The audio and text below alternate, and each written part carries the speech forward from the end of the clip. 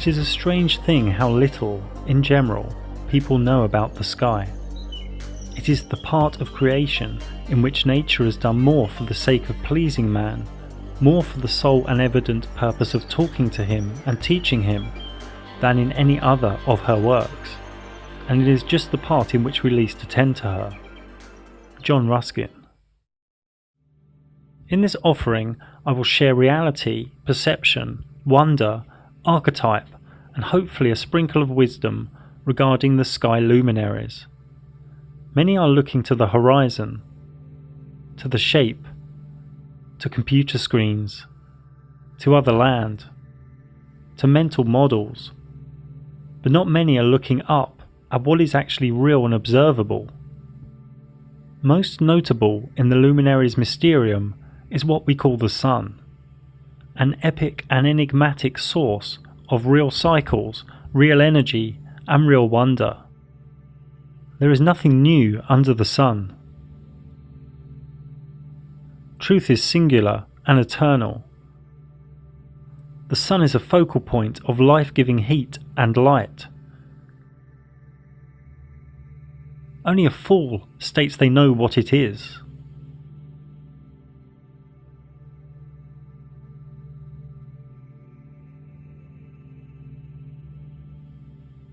The close sun within our realm makes one full westward revolution every 24 hours, spiralling out and gradually faster to the Tropic of Capricorn on the winter solstice,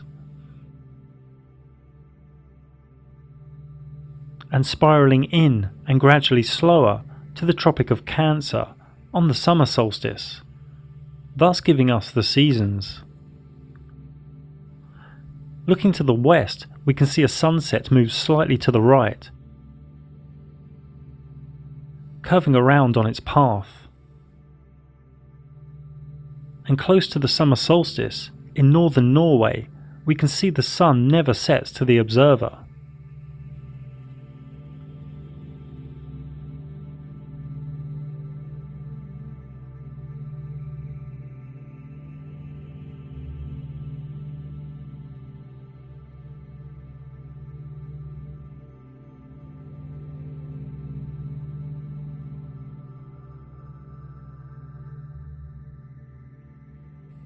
Here is another way to view the summer solstice. The smaller dome here is a human's observable area, and the larger dome could be presented as a flat sky. This is still an unknown. Here is another way to look at the equinoxes.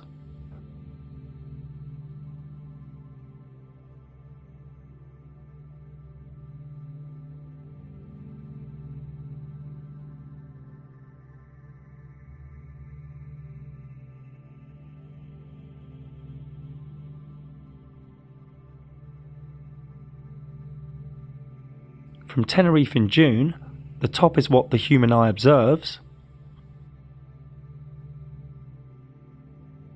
and below is what is really going on.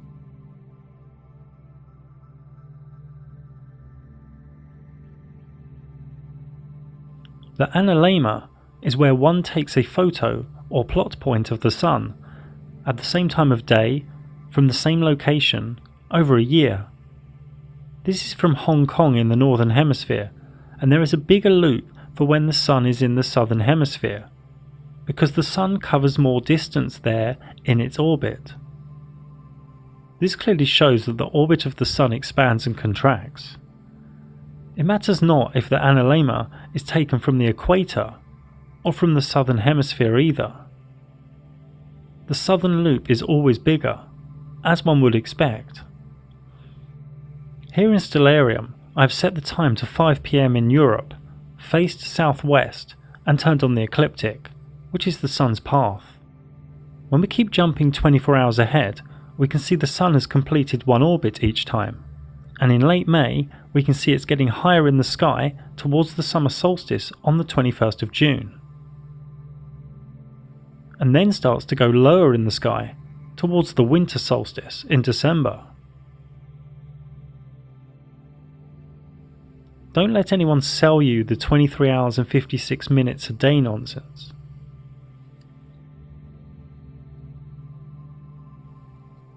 In real life, as it shows in Stellarium, we can see only a section of the night sky. When we move, our vanishing point also moves with us. And therefore, what we can see in the sky moves with us too. We know the sky appears to the eye as a dome, but this could be due to perspective. I mean, here it looks like the ground goes up and that the tracks go together, when we know these aren't true. The human eye's vanishing point shows us a visual reality that is not always objective. We simply have not unravelled the flat sky or dome mystery yet. This is all new. This awakening of true cosmology only made a comeback in 2014, the year I also first spoke out about it publicly. In many cases, we need to revel in the mystery and enjoy the mystery. The sun comes into the observer's vanishing point. This is known to most as a sunrise. The sun goes out of the observer's vanishing point. This is known to most as a sunset. If we go up in altitude, the sun comes back into one's field of view as the vanishing point has increased. When the sun sets in Japan, it's at its zenith in Madagascar, and also rising in Florida. Some ballpark trigonometry shows the sun is around 2,000 to 4,000 miles away.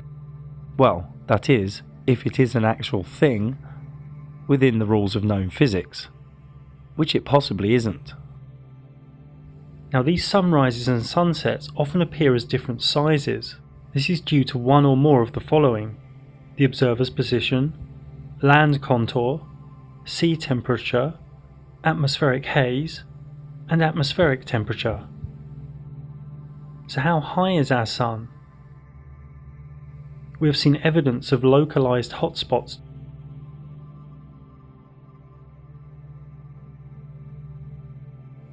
This blue sky layer is around 15 kilometers thick.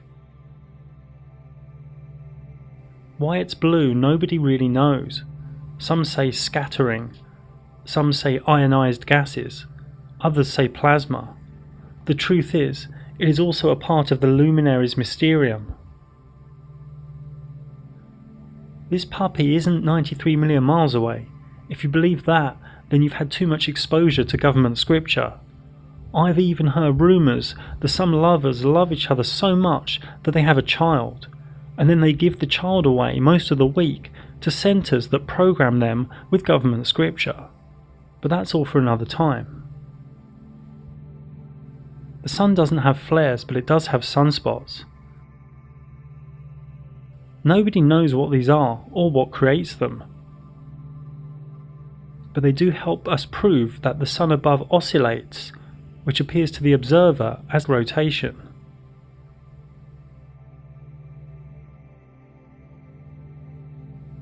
The actual light of the sun does many wondrous and irrational things, near impossible to work out logically. Here is the model for sunlight observation for various months.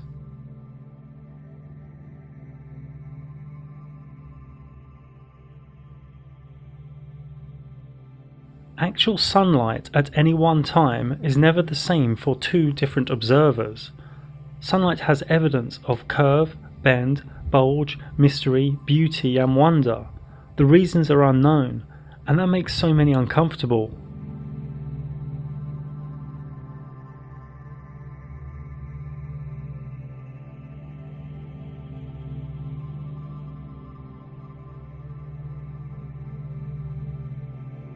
We don't even know if it is really an object. We do know it is a focal point of light and heat. For me, it is probably intelligent consciousness in some way, maybe half in this reality and half in another. It could just be far beyond our comprehension altogether, a reflective or geometric masterpiece of spiritual consciousness, a luminary of the mysterium. The sun has been worshipped and measured for aeons. The Aztec sunstone calendar marks our present world as the fifth sun to them. The Aztecs saw themselves as the people of the sun, whose divine duty was to sacrifice blood to provide the sun with its nourishment. In India, the Konark Temple of the Sun in Orissa, from at least 2000 BC, has complex and intricate sundials. These 24 wheels use complex and detailed shading and measures a magnitude of different units of time and cycles, mostly from sunlight. All around the world there are symbols for the sun, and temples aligned to the sun, marking the solstice and equinox. Astrologically, the sun represents one's basic personality, ego, and outward vitality. It rules the star constellation of Leo. There are many sun gods all around the world, from Egypt to India, and to the current Jesus archetype in Christianity. Now, much of Christianity is about the sky luminaries, known as astrotheology. Jesus is the Son of God, the sun that travels through the 12 zodiac signs. 12 disciples he travels around with, 12 brothers of Joseph, 12 tribes of Israel. The Last Supper painting by the alchemist Da Vinci shows all the zodiac signs having the Last Supper of the year before the crucifixion of the sun in November.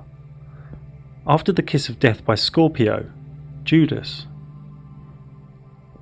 The birth of Jesus on the 25th of December is when the sun rises from its lowest point of the year. The sun is born.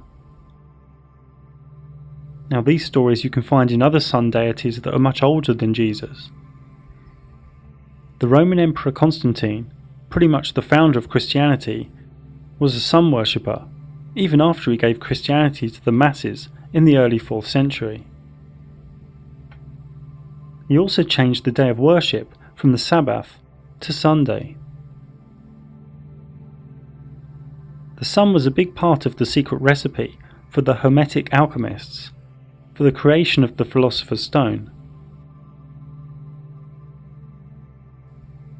And it sits at the centre of the Kabbalistic tree of life. In the Srimad Bhagavatam, it states in 11.22.31, sight, visible form, and the reflected image of the sun within the aperture of the eye all work together to reveal one another. But the original sun standing in the sky is self-manifested. Similarly, the Supreme Soul, the original cause of all entities, who is thus separate from all of them, acts by the illumination of his own transcendental experience. As the ultimate source of manifestation of all mutually manifesting objects. Democritus, in BC, said a quote that will help us as we continue through the other luminaries. It will be apparent that it is difficult to discern which properties each thing possesses in reality. The moon is the other large luminary in the sky. It has always been an enigma.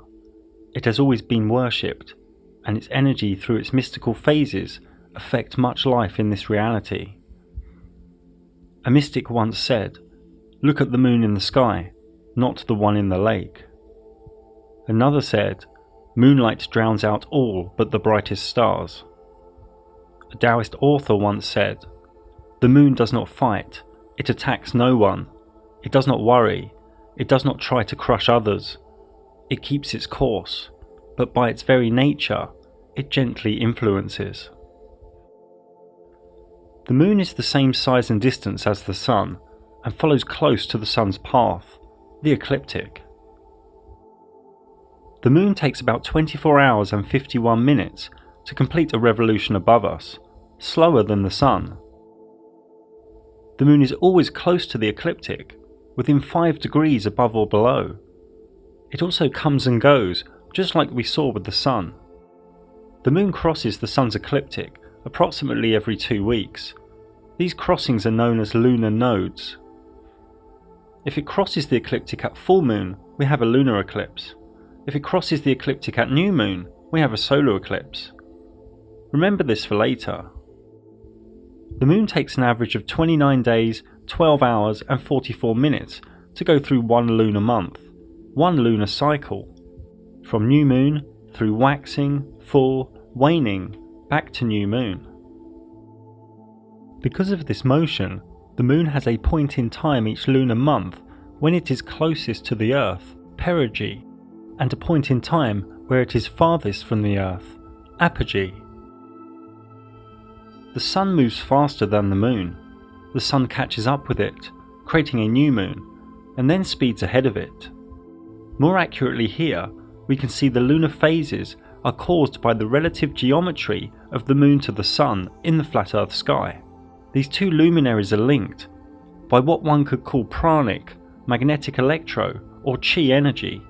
The first quarter moon is when it is half illuminated and occurs when the Sun and Moon are 90 degrees apart in the sky. At full moon, the moon is fully powered and fully illuminated when the Sun and Moon are 180 degrees apart in the sky. The moon self-luminates and self-deluminates. It powers up and powers down. There is evidence to suggest this geometric relationship creates the tides in the oceans too, as salt water is ionized and can react to magnetic electro. Another way of talking about the motion of these luminaries is to say the moon travels 14.5 degrees an hour and the Sun 15 degrees an hour. So the moon loses 12 degrees a day on the Sun. People are okay that the Sun is self-luminating, so people should also be okay that the moon is self-luminating too. A nice way to remember if the moon is waxing or waning is if it is like a letter C or D. A cat goes, waning, and a dog comes, waxing. These phases can be known far into the future due to the Sun and Moon's constant speeds. This works as a geometric clockwork, a calendar in the sky so to speak. Chinese, Thai, Hindu, Islam and Hebrew calendars still today are linked to the moon cycles, the lunar month. If one photographs the moon 51 minutes later on successive days, note due to the moon rising about 51 minutes later each day, over one lunar month it will trace out its own analemma. The moon can be seen above in the sky at the same time in distant places. Depending on where one is on a line of longitude, depends on what degree of rotation the moon will be. To a stationary observer, the moon also appears to rotate as it moves from east to west in the sky. This is only due to perspective. The moon is not actually rotating. It will appear to rotate one way until it is above one's head, and then the other way. Regardless of location, every human on Earth has only ever seen one face of the moon. Therefore it is rational that it appears to many human subconscious and conscious mind as spherical. In a waning phase, the closer the Sun gets to the moon, the more power, or self-illumination, the moon loses. And when the Sun is very close to the moon, it loses its power, it loses its self-illumination. The moon disappears. Some say we should really see a black silhouette. We don't though, we see nothing, and can pick up nothing with cameras or telescopes. It's just not there. This new moon really could be just that, a brand new moon, and we will layer up on this information later. Then a few days after new moon, at the waxing crescent phase, one can see the slither become illuminated, and the moon starts gaining its power again. Even at other times during the lunar cycle, we can very rarely see something appear to go through the moon, and in this footage it is unknown if this is a star, wandering star, or high altitude drone. At other times, the moon appears as though the blue sky is coming through the moon, but the moon is higher than the layer of blue sky. So is the moon semi-transparent here? Is the moon not totally there in these instances? When the moon is half illuminated, is the other half there or not? Again, the Luminaries Mysterium has not given us a clear and rational answer as yet. We don't know. We have to continue to revel in the mystery. We don't know what the moon is.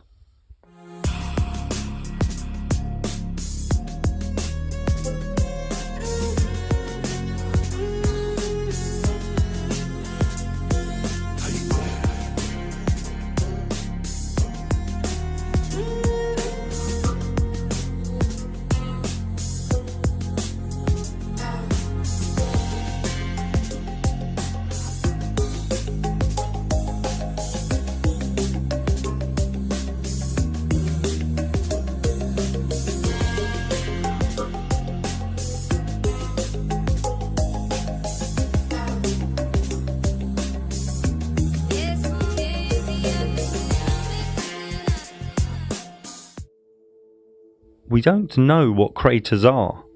In truth, they are just different shades of light and dark. Worth noting though, that in the electric universe community, laboratory experiments using electric arcs by plasma physicist C.J. Ransom created craters. Is the mainstream story for the 22-degree halos another wild myth? It's almost as if the moon and sun are piercing into this reality, or piercing into a layer in our sky. Both look like spheres to our subconscious, but simply this cannot be so. The moon gives us energy for sure, but whether it is a projection, an actual object, or even an old malfunctioning sun, we don't know.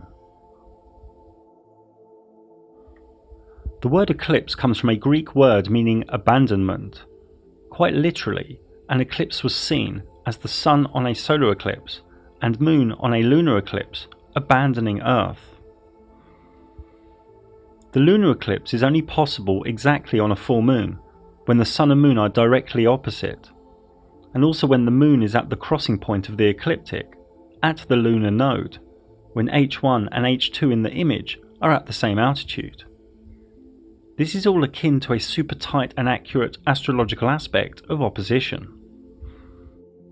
Any solar year has a minimum of 4 eclipses, 2 solar and 2 lunar, and it is possible to have up to 6 or 7 eclipses in a single solar year. The moon is full, fully charged, and then it loses power, preparing energy, retracting.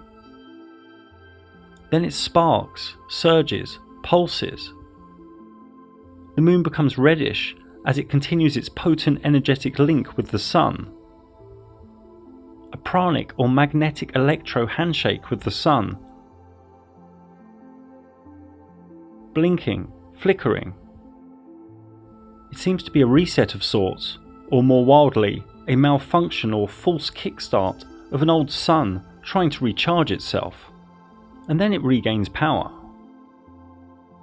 The lunar eclipses are seen where it is night time, and over a massive land space with the same intensity. They last for a few hours, much longer than the minutes of a solar eclipse.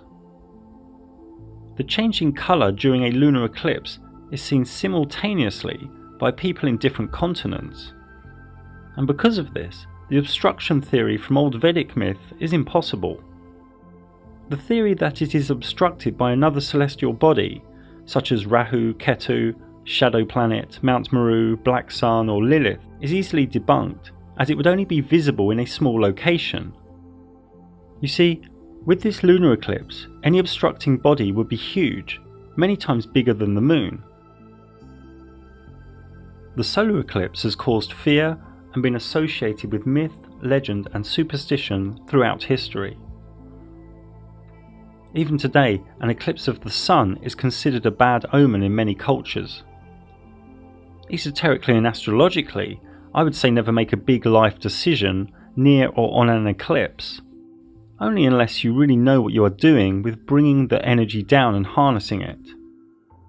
Predicting eclipses has been going on for millennia too, as early as 600 BC by Thales. Saros astrology can predict eclipses, and this goes back to Chaldean and Babylonian astronomers. A solar eclipse is only possible exactly on a new moon, when the sun and moon are directly together, and also when the moon is at the crossing point of the ecliptic, at the lunar node, when H1 and H2 in the image are at the same altitude. This is all akin to a super tight and accurate astrological aspect of conjunction. Now, many strange humans think there is 93 million miles between these two luminaries, and one is 400 times bigger. This is where the moon is. It cannot be anywhere else. But as we saw earlier, the moon is transparent, stroke disappeared, at this time. We believe the moon is passing over the sun. It should be.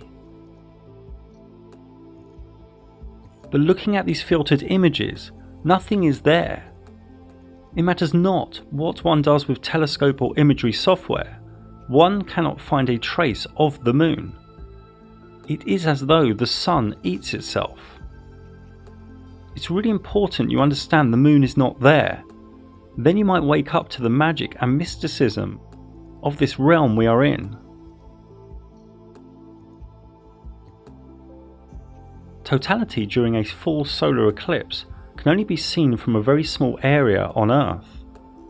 This area is usually about 100 miles or 160 kilometers wide, and about 10,000 miles or 16,000 kilometers long. Areas outside this track may be able to see a partial eclipse of the sun. This thin strip is pure flat Earth truth, as a shadow is never smaller than the object casting it. Many think the Vedic dark luminary of Rahu covers the sun. Rahu, the god of darkness, the black sun, the shadow planet. This cannot be true, as the total solar eclipse lasts for only a few minutes at any given place. Objectively, all we know is the sun appears to eat itself due to the pranic handshake. A resetting, a new sun cycle, a refreshed sun.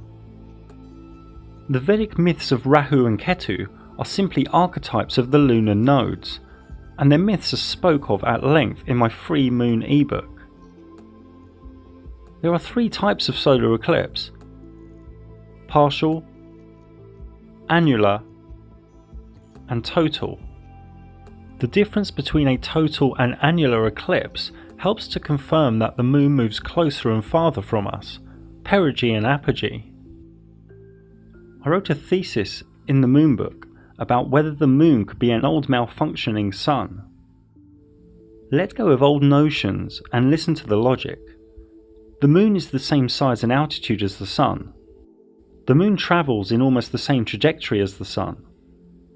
The moon is a little slower than the sun. The moon's power and charge is directly linked by its geometry to the sun. Both affect plants and animals, and all life on Earth. Both have evidence of being magnetic electro in their nature. There are many ancient myths as to which sun we are in. For example, Aztecs say we are in the fifth sun, and my free moon book contains many other supporting myth, legend, and pantheon. The moon is awash with mystique, myth, superstition, and esoterica. The new moon is like a start of a wave, the start of new intentions. The full moon is like the crashing of the wave, and the waning moon is like the decay of a wave retreating. A healthy woman in her power has her menstrual cycle during or near full moon or new moon. It is more beneficial esoterically to fast or cleanse the days before a new moon.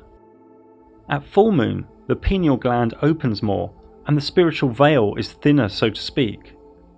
Most humans have dense energy and live in the five senses and personality matrix, and are disconnected from the moon's energetic cycles. The moon phases also affect the planting of crops and plants, and many other things. In astrological terms, the moon is one's soul, emotions, moods, and subconscious, and is home in the sign of Cancer, which links to feelings, trust, intuition, nurture, and mothering. The moon has over 100 deities from all around the world, dating back millennia. These cover moon worship, adoration or veneration of the moon, a deity in the moon, fertility, or a personification or symbol of the moon. Most notably Diana with the Romans, and the earlier Greek Selene, Artemis, Hecate triad. Some even say Islam and Allah came from a lunar cult, from pre-Islamic Arabic myth. In Hermetic alchemy, the sun and moon need to be reconciled within the self. The inner male and female, logic and emotion, communication and feeling, all united in perfect balance before the elixir can be achieved. The moon is the violet ninth Sephiroth in Kabbalah, and is linked to initiation and many other things. In ancient Arabia, the moon's path through the 12 zodiac signs over a lunar year was split into 28 lunar mansions. with each one ruled by a spirit that could be invoked. Talismans and amulets were used within this system too. No matter which mansion, benevolent magic was done on waxing moon and malevolent during waning. This system was popular in the Renaissance period in Europe, and one can still find it in use to this very day. Her charms are for sure a mystery unto herself. The word planet comes from the Greek word planetos, meaning wandering star. The wandering stars are 8 specific luminaries in the sky. From the left in the image, Mercury, Venus, Mars, Jupiter, Saturn, and the dimmer and slower Uranus, Neptune and Pluto. The wandering stars are rays of energy, and they represent certain ideas and archetypes that all ideas and archetypes root back to. A conception of the universe, inside you too. The macrocosm in the microcosm in the macrocosm, as above so below. Each of the wandering stars are linked to certain symbols, myth and deity, as we will soon see. This ancient geocentric model was actually pretty close to the truth, and lasted for over 1,000 years before the elite smashed it up. The error here is that each of the wandering stars are actually all quite close to the ecliptic. Each are probable to be a similar distance from the Earth, but correctly here, some are faster than others. Note too that each wandering star has a unique brightness and colour. Another crude way to aesthetically show the wandering stars is here, all close to the ecliptic. Note though that the speeds here are not correct. Each of the wandering stars has its own retrograde motion.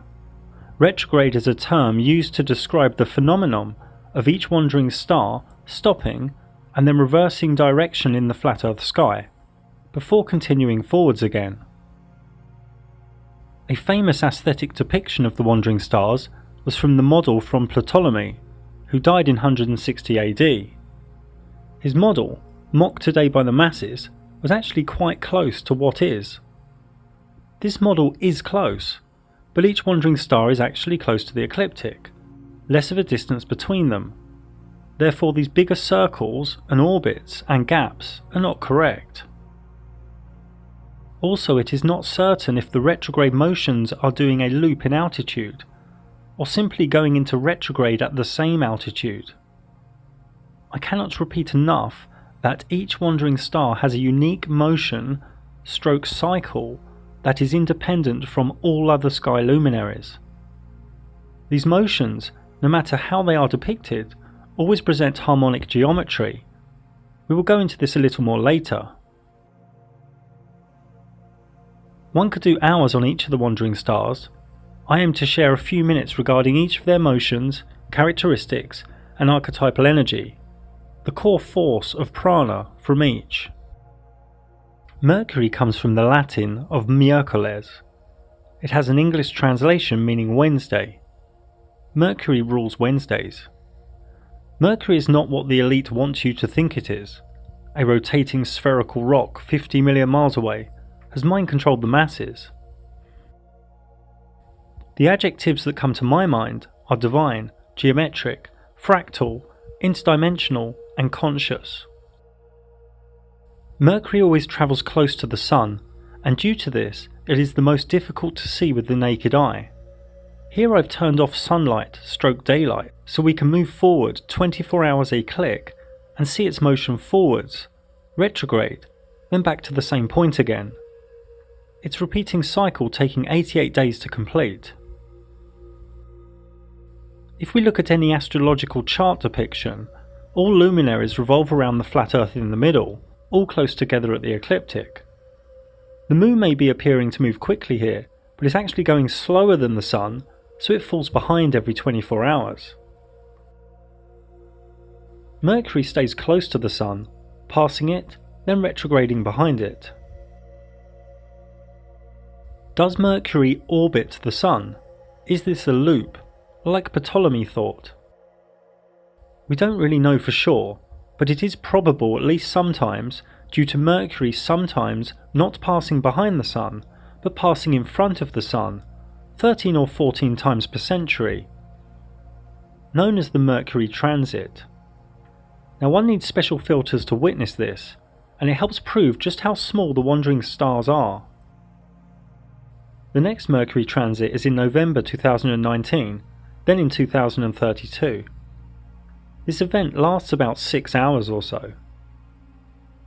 So usually Mercury passes behind the Sun, or does it do something similar to the Moon and disappear when close to the Sun? Who's to say it hasn't disappeared when in front, and the black circle is due to some magnetic electro or pranic handshake, akin to a solar eclipse? It is said that Mercury has phases, just like the Moon, a long 88-day cycle to complete the phases. This graphic is crude. I'm again not saying it loops, and this could be drawn as a straight line, or an ellipse, or a circle, but it shows, like the Moon, the side closest to the Sun is self-luminated.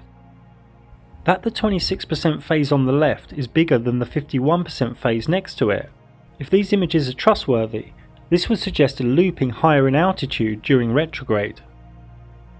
Mercury astrologically signifies mind, learning, communication, thoughts, logic, reason and knowledge. It rules the constellation of Virgo, Earth, the energy of intellectualism, rationale and practicality, the orderly and helpful ray of service that overconforms. It also rules the constellation of Gemini, Air, the energy of information, intelligence, change, talking, being social, spontaneous, fickleness and indecision. Mercury retrograde is feared more than other retrogrades of other wandering stars. In retrograde, the power and force of the ray of energy is weakened. It's gone back on itself.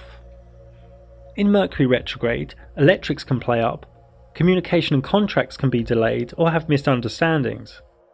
It's a time to back up, re-look at things, and not to start big new projects, sign new contracts, or to buy new electrical goods, properties or vehicles. The most notable deities and archetypes linked to Mercury were the Roman god of wealth, word and commerce. Also Hermes, the Greek god of alchemy, born from Thoth, the Egyptian god of writing, knowledge and the Emerald Tablet.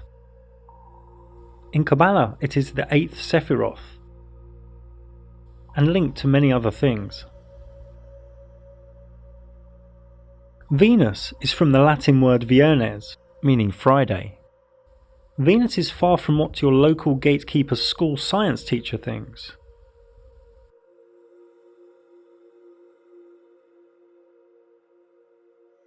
Here we can see the Sun and Moon, Mercury in orange and Venus in small white. Like Mercury, Venus always travels close to the Sun, but is slower and travels further away from the Sun than Mercury, in a slower cycle, ensuring Venus to be the morning star before the Sun, or the evening star after the Sun. This Venus cycle takes 225 days. To the naked eye, Venus doesn't appear to twinkle, but instead glows with a bright and steady silvery light, making her the second brightest light in the night sky, after the Moon. Out of the wandering stars, it is only Venus and Mercury that have phases. So Venus also appears to get smaller and bigger. So again, it either has an apogee and perigee, or it simply gets smaller and bigger where it is, at the same altitude. Here we can see some esoteric labels for Venus' different phases, known as its Underworld Cycle. Its descent from the evening star to its birth as the morning star. Again, this doesn't have to be drawn as a loop or orbit of the Sun. It could be a straight line. Her full synodic cycle, from inferior conjunction to inferior conjunction, takes near 584 days, or about 1.6 years. This is due to the interaction of Venus's 225-day cycle with the 365-day solar cycle. Now Venus, whether it loops around the Sun or not, when it conjuncts with the Sun, it creates these 5 points. And these 5 points are in perfect geometry above us. This is known as the Dance of Venus. and these 5 points make the perfect pentagram, fractals in the sky. This was all known to the mystics of the Renaissance period. This is the current Venus cycle within its current dance. Venus also creates geometric patterns with Mercury, all from a random Big Bang, they tell your children, via their worldwide mind control program. Venus is the only other wandering star, as well as Mercury, that sometimes appears to pass in front of the Sun. Like Mercury, we don't really know if it is in front of the Sun, or in the Sun, or if it disappears like the Moon due to some pranic handshake. A Venus transit is more rare though. This reoccurrence pattern of 8 plus 105.5 plus 8 plus 121.5 years repeats itself in the catalogue of Venus transits. An example of this pattern is in the transits of 1874, 1882, then 2004 and 2012. Note that Venus appears larger than Mercury when transiting the Sun. Now if one takes a photo from the same location every 24 hours, over 113 years, one sees another dance between the Sun and Venus. One gets an analemma. Here is an analemma from Venus and Mercury.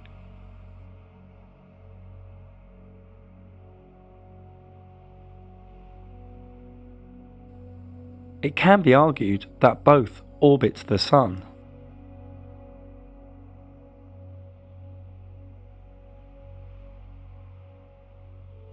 But it may not be the case. Look here. This dot is moving in a simple elliptical path. But if other dots are added, it appears to now go vertical. Vertical up and down, but side to side. It is only elliptical when presented alone, so don't jump to conclusions with Venus and Mercury. Venus astrologically signifies aesthetic beauty, romance, courting, relationship dynamics, gentle harmony, grace, and the sensual feminine. It rules the constellation of Libra, air, the energy of balance, harmony, the lover, analysis, and strong mind. It also rules the constellation of Taurus, earth, the energy of nature, luxury, possessions, and grounded endurance. Venus retrograde is not really the time to start new big relationships or to get married. Linked deity and archetype include Isis, Aphrodite, Cleopatra, and the Roman goddess Venus. In Kabbalah, it is the 7th Sephiroth. And this tree of life is many things, including a meditative glyph and a table of classification, where every myth, herb, gemstone, scent, and deity ever known will find its rightful place upon the tree. In a Sephiroth, or in one of the 22 paths. The old Mayan Dresden Codex was all about accurately measuring Venus cycles, and on the last page depicted a cataclysmic flood. Mars, Saturn and Jupiter are less complex. They simply move around the ecliptic with no care for the Sun or any other luminaries. They each sometimes go retrograde too, but no phases and no transits. Luminaries in the sky, simply doing their own thing. They say Mars has 2 moons, Jupiter 64, Saturn 62. But there is no evidence these are moons. We can just see a few small luminaries in the sky that hang out with a bigger luminary. There is also no evidence of any rings at Saturn.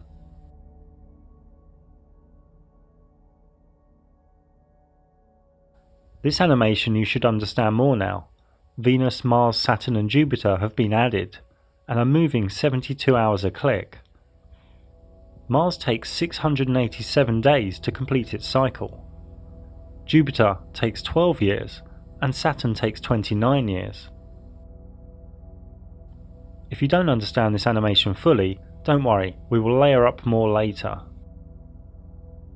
Again, due to their retrograde motions, many geometric patterns can be found between these wandering stars. Mars rules Scorpio and Aries, and is the energy of the daring warrior, strength, action, destruction, the male principle.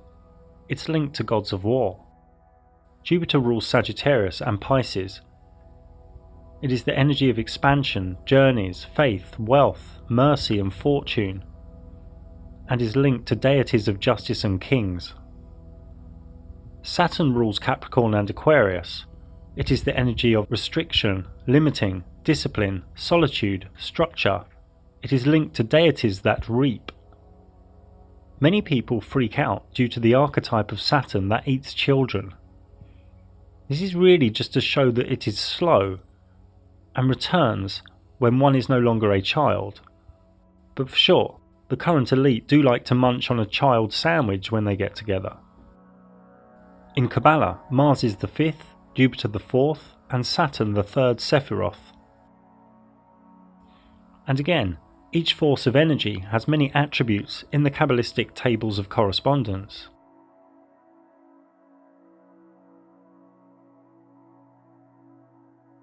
I'm old school and don't really care too much for Uranus, Neptune or Pluto.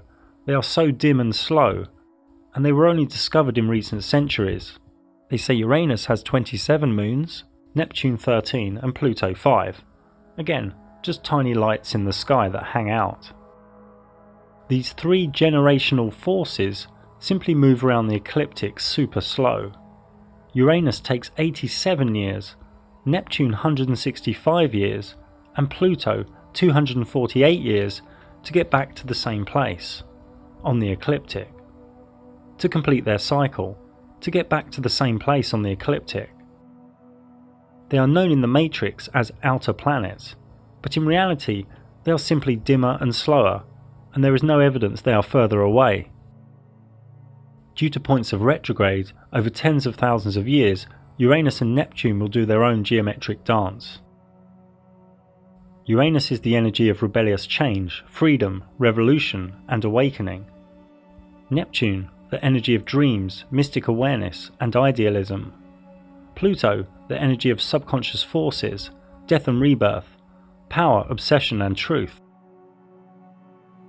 There is a whole host of geometry in the sky when looking at various combinations of wandering stars, but no evidence of spheres, rocks, gas giants, light years, or any other of the government fairy tales.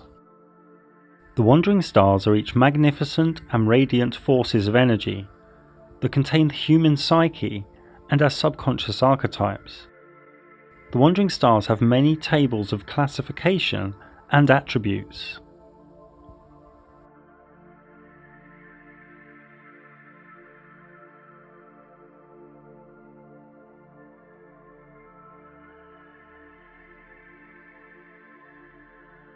They also link to the days of the week,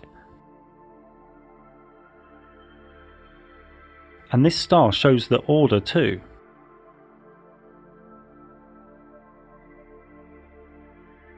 Now, in the time of alchemy, Greek mystics, and then the Renaissance period, many mystics created art of what is known as the celestial spheres.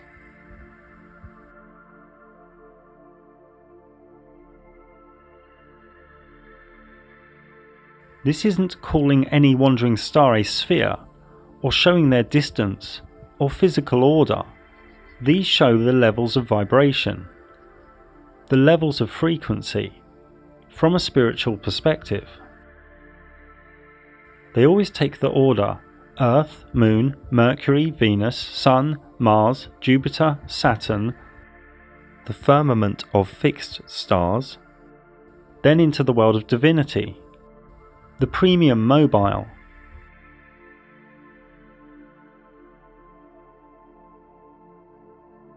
paradise, infinity. Many allude to the idea a council of gods reside here, each from one of the celestial spheres, each of the wandering stars. Through the celestial spheres, into heaven. Even Dante alluded to this in his cosmology. As did Robert Flood. But what does this all really mean? This is all Kabbalistic, the soul's journey to Godhead while within the body, within the same carnation, starting at 10, the 4 elements on Earth, up to 1, the Godhead. In Kabbalah, when we actually see a wandering star with our eyes, for example Jupiter, this is the densest of the 4 worlds within that luminary. There are another 3 levels of vibration spiritually for each wandering star that the eyes cannot see. And Kabbalah uses these forces as a climbing frame and roadmap, so to speak. Many of you have fear of this information and call it bad, but Kabbalah and rays of energy in this realm are neither good or bad, they just are. The key is really the individual's own level of purity. I go into this much more in a book I wrote over 10 years ago now. Now, Cornelius Agrippa was a German theologian and Christian mystic. He wrote the Arbitell in the early 1500s. In his system, he created a clean and divine way, using the correct day and planetary hour, of having commune with the God force from each of the celestial spheres, from each of the 7 sacred wandering stars, also known as the Olympic spirits from ancient Greece. These are like the one thing on a lower arc. They are fragmented aspects of its power. The Arbitell tells us that Olympic spirits, well, gods that rule the wandering stars, inhabit the firmament, which was the air and regions of space that held the stars together. The job of these gods is to declare destinies so far forth as God allows them.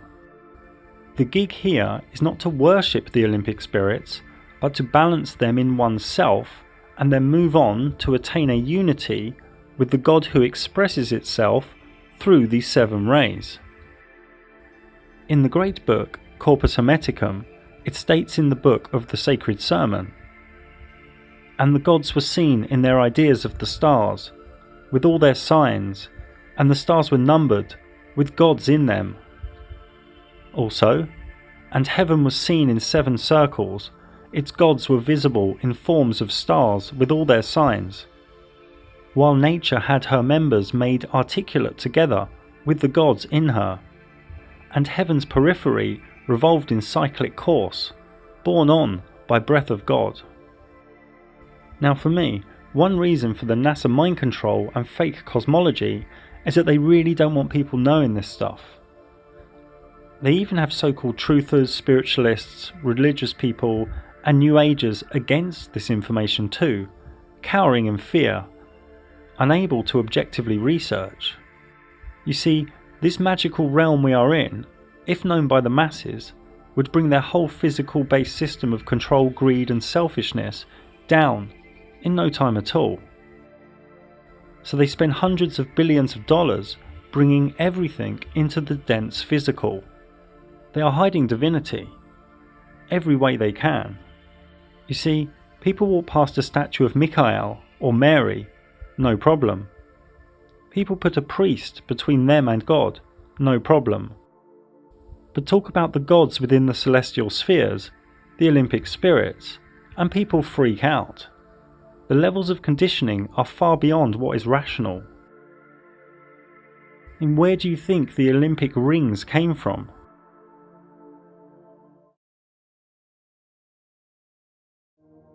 The blanket of fixed stars all move in unison, as one, with next to no evidence of any parallax.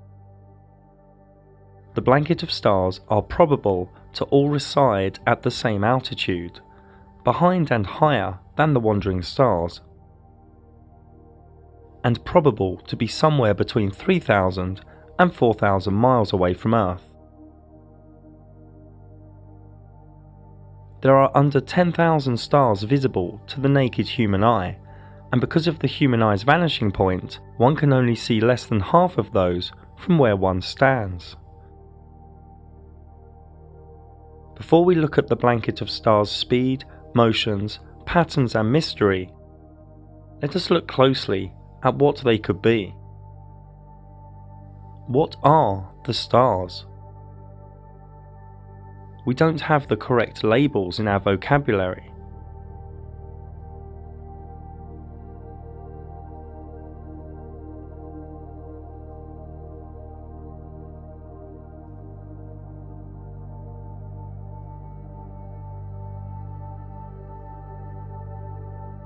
The words that arise for me are geometric, intelligent, fractal, divine, holographic, interdimensional.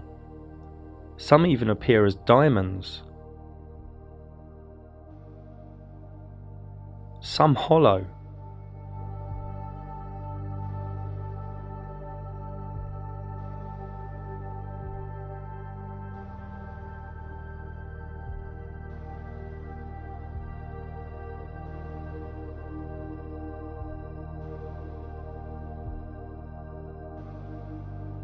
Is water involved? Is solar luminescence involved, where high-frequency sound waves in liquid cause a bubble to implode into light? Are cymatics involved?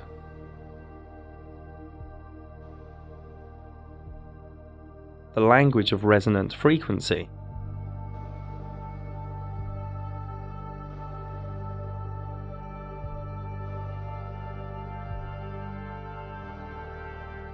Some even think stars in this reality are technical and related to these metal balls that are said to fall to Earth. If one zooms past a star and then increases the brightness, it can appear to the eye like the star is indented into the firmament. This is 160 times zoom, at sunset, with clear visibility. We just don't know. The Luminaries Mysterium cloaks its secrets from us.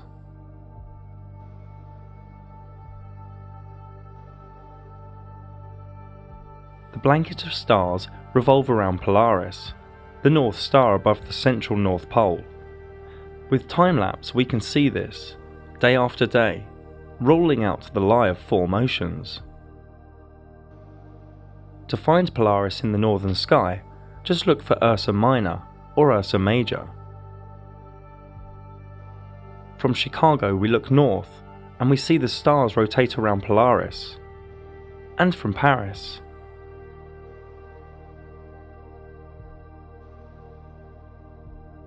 And from near Japan.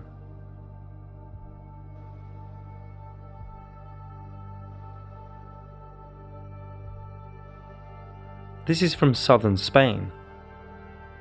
The stars complete one cycle, stroke one revolution, every 23 hours, 56 minutes and 4 seconds, making them a little faster than the Sun, with the Moon being the slowest of the three. Here is a macro way to present these northern star trails.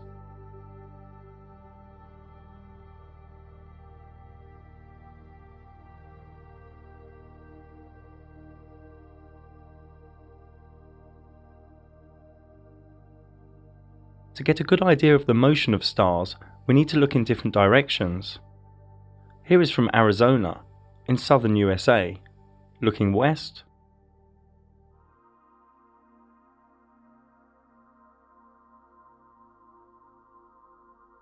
looking east,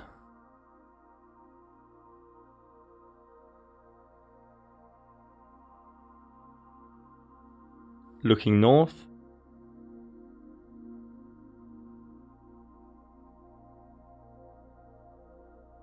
and looking south.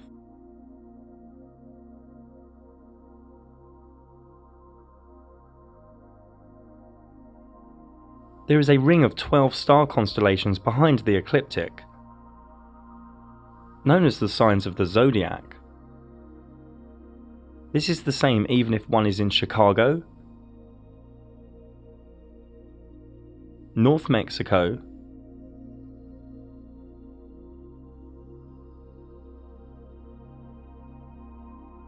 southern Chile, or anywhere on Earth. So if one splits the circular 360-degree ecliptic up into 12, one gets 12 times 30 degrees, each being a sign of the Zodiac, which all takes 23 hours, 56 minutes and 4 seconds to revolve above us. These constellations appear upside down to people in the southern areas of Earth, for the simple reasons shown here. As the stars take 23 hours, 56 minutes, 4 seconds to revolve, and the Sun takes 24 hours to revolve, every 30 days or so, the Sun enters a new sign of the Zodiac, and then will spend around 30 days there until the Zodiac has overtaken the Sun again. This can be seen here too, with the Zodiac being the outer thin ring of 12 signs. First we will move 2 hours forward a click. Then if we move 10 days forward a click, we see the Zodiac speeding ahead, so the Sun therefore travels through the 12 signs of the Zodiac over a solar year.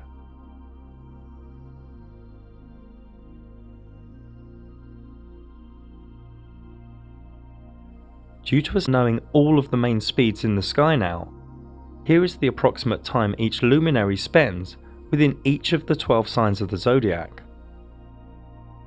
We will come back to the Zodiac again soon. Many naturally think, whether under a dome or a flat sky, that all the stars move in unison the same way, but this isn't so. South of the equator, an observer can see a wheel in the sky to the south, spinning in the opposite direction. And here are more examples.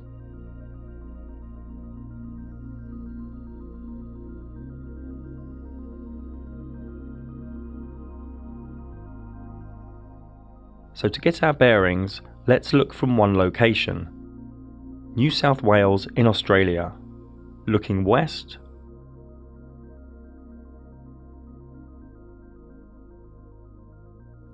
looking east,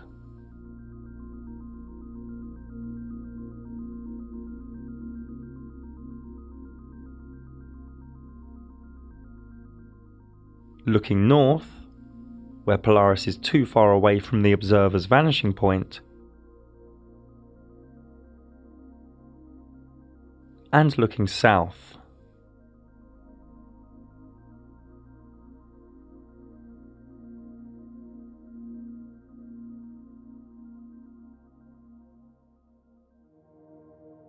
So this wheel at the south is interesting for two reasons. One, it creates a fractal if caught on time-lapse photography at different intervals, a bit like this.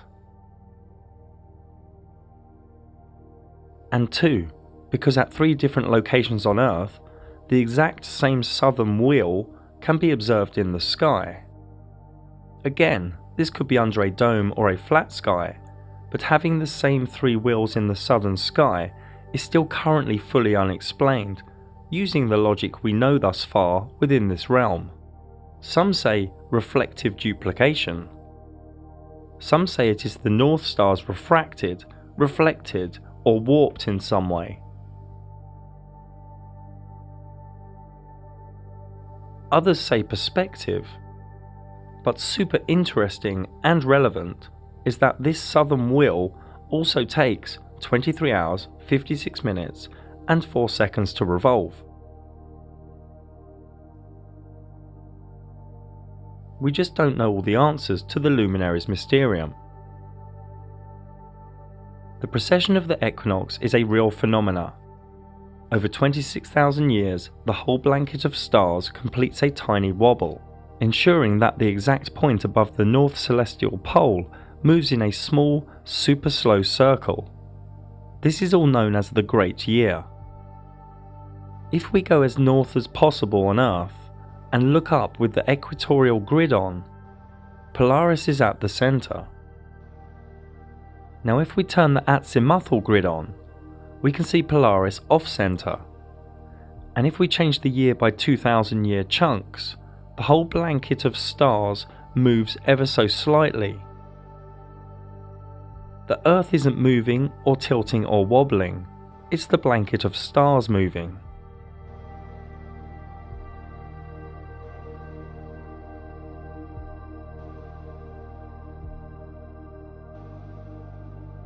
This movement in the sky is very slow, 1 degree every 72 years, so 360 degrees, a full revolution, every 26,000 years. The motion of the stars is like this. The zodiac signs move in one direction on the ecliptic, but the wobble is in reverse, hence the words procession of the equinox. So recently, from the age of Taurus, through to Aries, through to the current age of Pisces, and soon into the age of Aquarius. On every spring equinox, the sunrise to the east has the current age behind it, and we are coming out of Pisces into Aquarius. And due to the 1 degree wobble every 72 years, every 2,160 years or so, humanity enters a new age. Here is the equinox sunrise for the year 4178, deep into the age of Aquarius. So the sun goes slowly through all 12 signs in reverse on the spring equinoxes, before completing the great year, the precession of the equinox. This new age of Aquarius is arriving within the next 200 years or so. Aquarius is open-minded, inventive, intellectual, reformative, and adventurous. It is also unpredictable, defiant, unemotional, and rebellious. It focuses more on the group than the singular. The current system in illusory Pisces is already in its dying days before this new age ushers in. Moving on, the Astro Labe is a beautiful and intelligent device, and can be traced back to around 200 BC. It has many uses, such as the sun's path and the time of day. It's made up of 4 plates and a ruler, and together each part has specific uses for measuring, observing, and calculating. The device can be used for star locations, cardinal directions, wandering star positions, sunrise and sunsets, eclipses, and so much more. And this still works today. No CGI and no Wi-Fi needed. Another device, the planisphere, can be traced back to the 1500s. This can display the visible stars in the sky for any time and date. And this still works as was designed.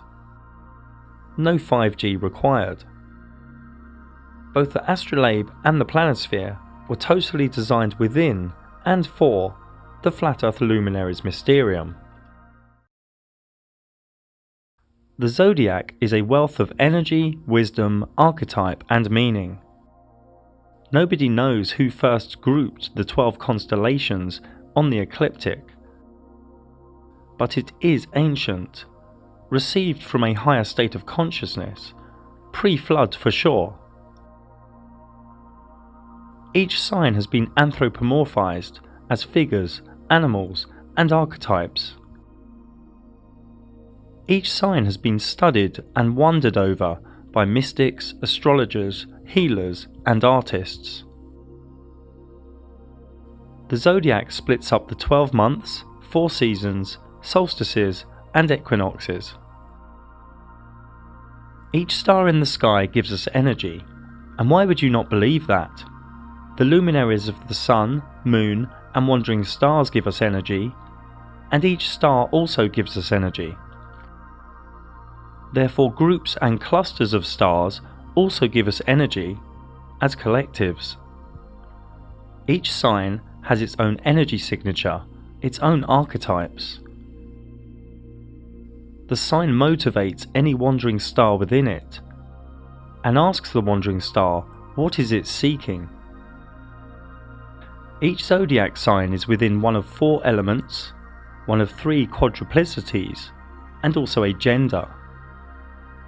As we already know, the wandering stars travel through the signs at different speeds and durations, and each sign has a ruling wandering star, and also a wandering star that when within it is in its exaltation, detriment, or fall.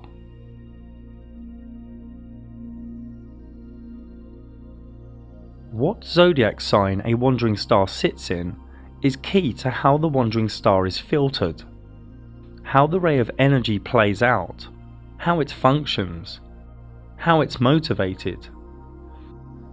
And each combination of wandering star and sign is vastly different. You should understand most of these symbols now. Think of each wandering star as a function of the psyche within all human beings.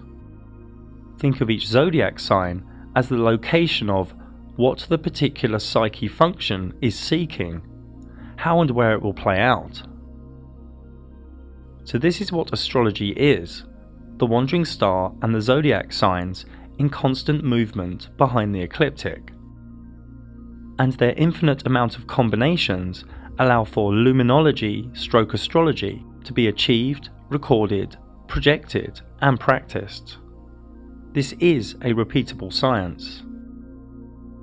Edgar Cayce once said, "The signs of the zodiac are karmic patterns, the wandering stars are the looms, the will is the weaver."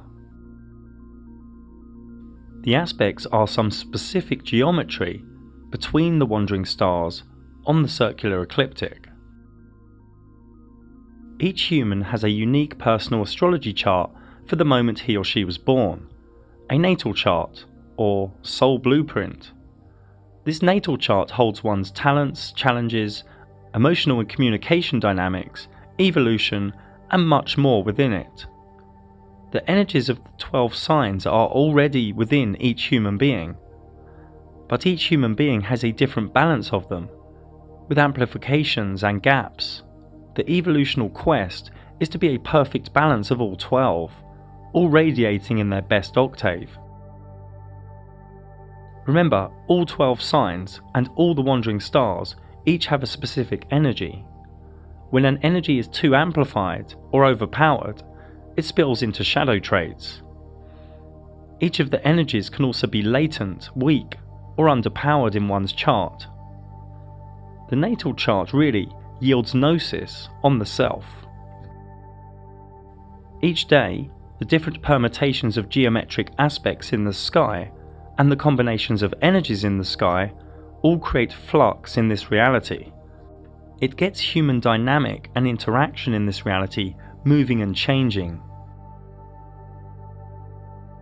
If one overlays one's natal chart with today's sky chart, or tomorrow's, or next week's, or any date or time in the future, one can see what energies are at play and navigate that moment, or that hour, or that day, whether it be a meeting, or a wedding, or a new project. And the elite really don't want you to know this stuff, but Wall Street, governments, and the military all use this science of the sky. Remember, astrology is not something to live underneath or fear. It is a tool. We all have free will and can each swerve, duck, or ride any coming energies. The sky is the engine room of this reality. Astrology is a finger pointing at reality. Now, Western mystics studied astrology deeply and knew how to understand and interpret the sky, how to bring the macrocosm down to the microcosm in a multitude of ways.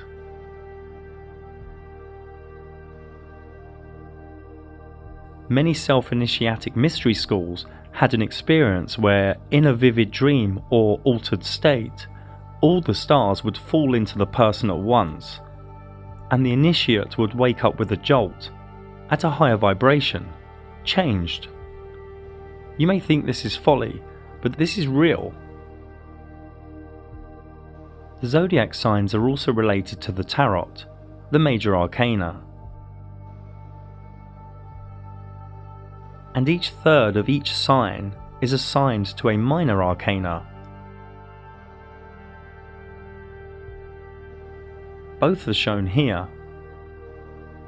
The profane think tarot is just for divination, but the tarot energies are forever present through the sky, through time, fitting like a glove to the energies of Luminology. It might be wise to ask yourself why astrology is not taught at colleges or universities. I have had over 100 Flat Earth astrology clients, and for a deeper look into the changes Flat Earth brings, plus more about signs, aspects, orbs and houses, please see my dedicated video on this same channel. There are Flat Earth Zodiac clocks and Zodiac symbolism all around old European churches, so it's a little bit strange that many modern day Christians look at astrology as something bad. So sit back and take in the next minute or so.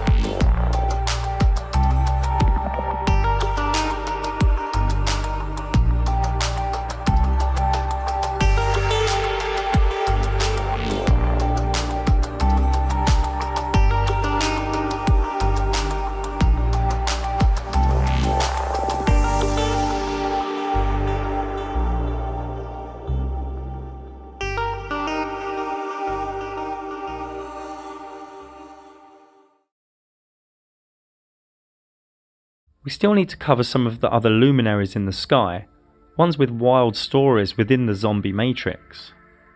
The idea of galaxies is deranged, just a luminary of cloudiness in the sky. This is what they call Andromeda. The idea of a black hole is idiotic, just a luminary that pulses in the sky. The idea of nebulas is demented, just shaped light in the sky. The elite tell you it is an interstellar cloud of dust, hydrogen, helium and other ionized gases, that the Orion Nebula is 1,300 light years away and 12 light years in radius. I mean, tell a tall story or what? I mean, this elite are smart, but also very psychotic. This is the Heart and Soul Nebula. A comet is simply a cyclic luminary in the sky with its own cyclic path, with no care for the ecliptic.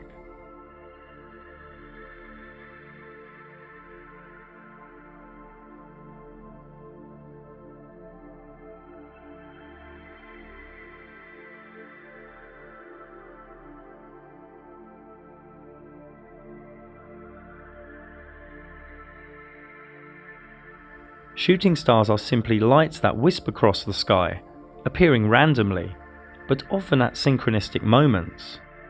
These are not meteorites. There is no evidence of these so-called meteorites ever landing on Earth. If these were real, every month or so a house or a building would be destroyed. The very rare and very dodgy articles from the Smithsonian Institute, which have previous if you know my work, and other mainstream news agencies don't really give us any hard evidence.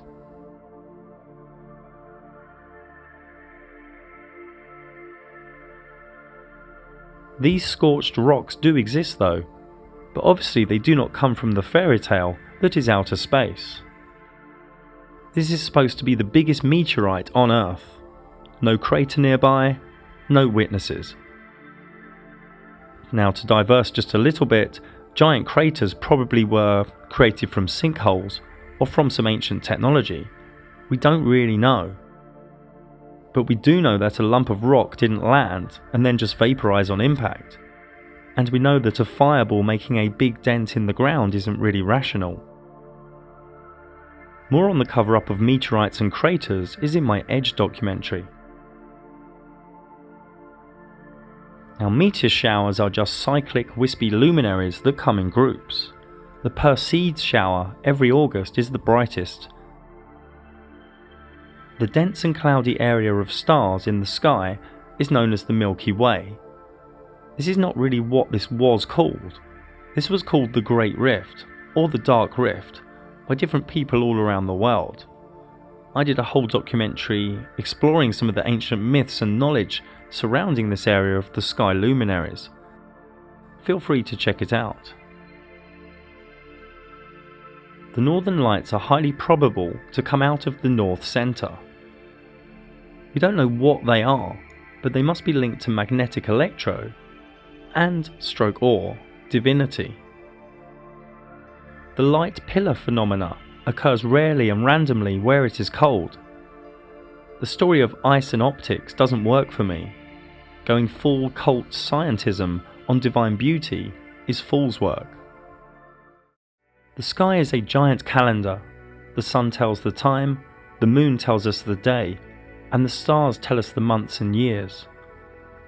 We live inside a beautiful realm, a perfectly designed timepiece, with mathematics and fractals within its fabric. The sky is the only real tangible calendar. What else is there to live by? The toxic Gregorian calendar the Catholics fed you? Dates your boss tells you? Days of celebration your governments tell you? Or is it wiser to live by the energies and events in the sky, the dance of the luminaries, the art of astrology, which is happening above your head, and you don't give it a moment's thought because you've been conditioned not to care or wonder or contemplate? This realm is divine. It is created by higher consciousness, a higher power. The luminaries' dance of geometry allows the one thing to weave energy into this dimension through rays of energy. A subtle and gentle communication to our minds and souls, forever changing the permutations, creating a foundation of flux for this realm we are in, a realm of divine fractals hidden from our consciousness, so beautiful yet so subtle. The elite hide the truth of the luminaries as they are trying to limit the whole human experience to the physical. The physical is only a base, it's not the real thing. They want you pushed into the Sephiroth of Malkut, as a materialistic conforming drone. But we are both visible and invisible. We need to honour the totality, not just what we can touch. Da Vinci said, there are three types of people: those who see when shown, and those that don't see. And one starts to see only when one starts deprogramming. And it's not an easy ride, but it does get easier. This is the work of the modern day warriors, deprogramming. We don't know our cosmology, but we do know we are in a magical realm of divinity. Are you just coming from the mind to know the sky, Or are you reveling in the energies and the invisible wonders of the Luminaries Mysterium? The Luminaries Mysterium is a key out of the Matrix, out of the cult-like scientism religion, but you have to embrace the sky's truth. Love the sky, a beautiful gift from our Creator. Many of you are trying to rationalize a divine mysterium, and one's life here is full of questions, but only fools are full of answers. Srimad Bhagavatam 2.637. And because all of us are bewildered by the illusory external energy of the Supreme Lord, we can see only this manifested cosmos according to our individual ability. Corpus Hermeticum, the secret sermon on the mountain. For I will sing the praise of him who founded all, who fixed the earth and hung up heaven.